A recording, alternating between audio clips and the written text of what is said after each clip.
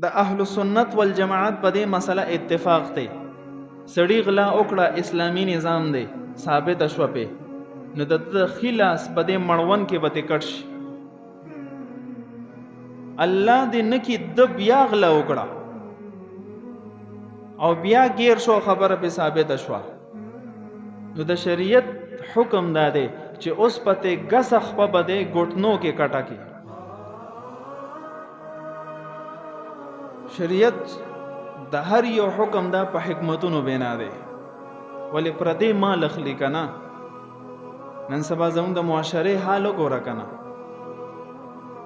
او دا شته چې موټر سایکل باندې نشي ودرولې د مسجد بمبې څوک نه پریدي. مسجد ته چې مونږ رازونو زړې چپړې روړو نه ورانه څوک یوسي. دا زموږ د ایمان حل دی. څوک په 10 روپے سرپنه کوي اوچته یې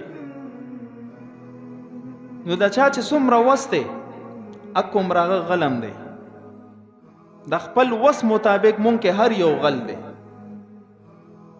خچې بیا مکمل ونشي